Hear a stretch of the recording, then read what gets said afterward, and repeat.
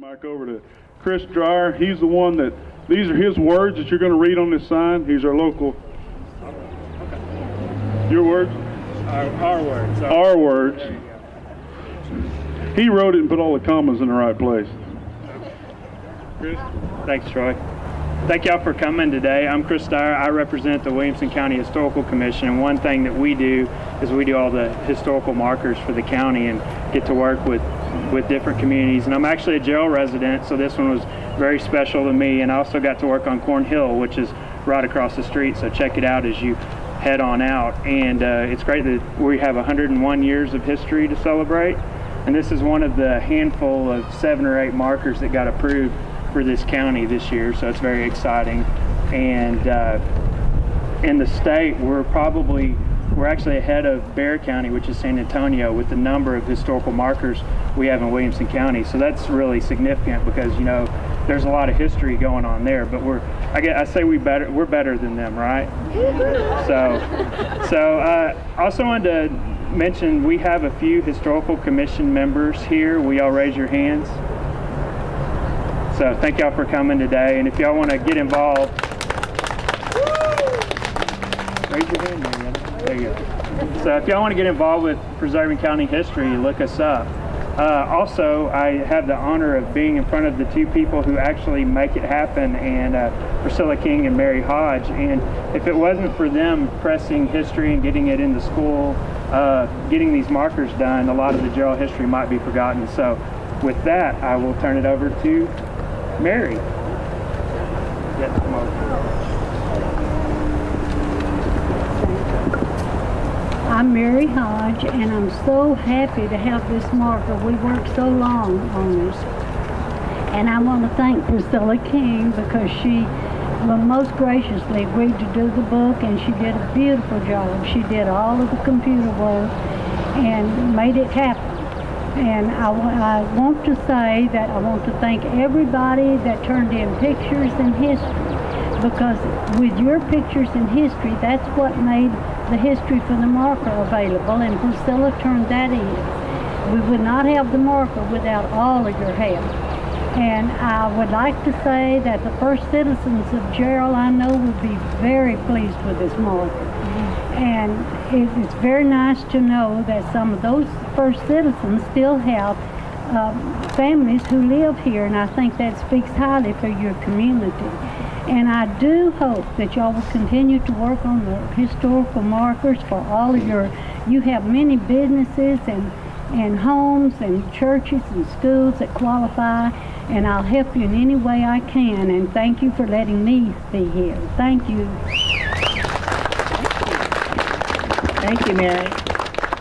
Mary is we'll excuse the fact that she lives in Salado. She's the one that knows the most about Jarrell, and she's the one that keeps us on track historically.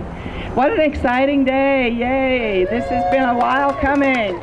And I'm so thrilled that we have this opportunity to dedicate this marker to my hometown community of Jarrell.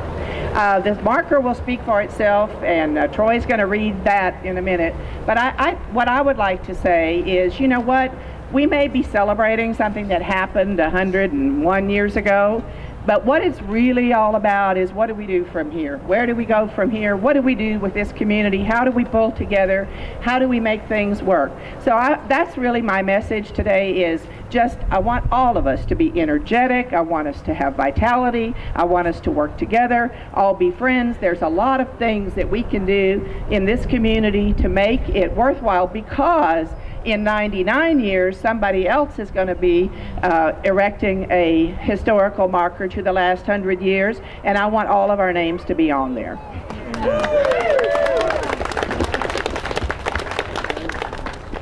Ms. King, Ms. Hodge, if you would unveil the...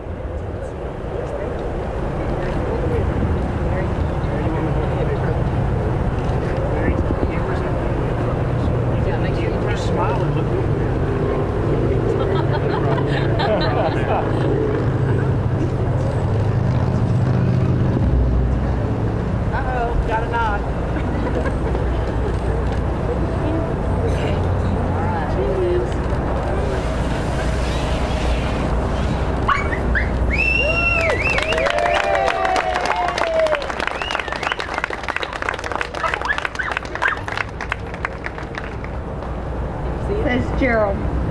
During the early 1900s, plans were made for the construction of the Bartlett and Western Railway to run from Bartlett to Florence.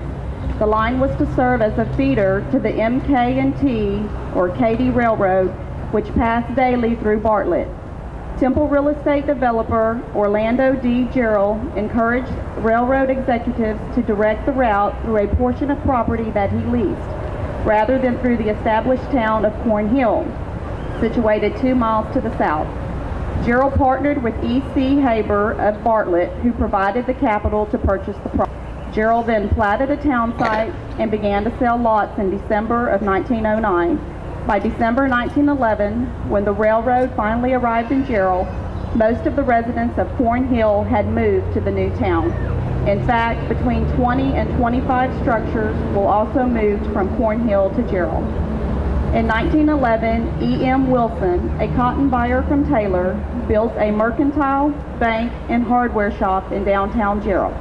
A post office was first opened in the town on March 8, 1912. Jarrell's first school was a frame structure, and a 2-story brick building was constructed in 1916. 3 cotton gins in Jarrell processed the crop on which the town was so dependent.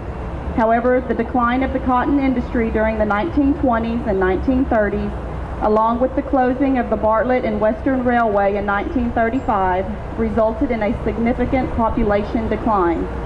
The town's 1914 peak population of 500 declined to 200 by 1930, but again grew to 350 by 1945.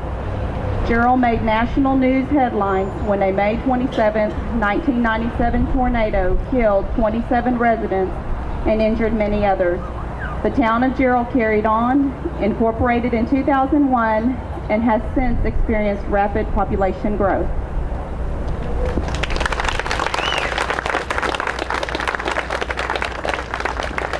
Thank you.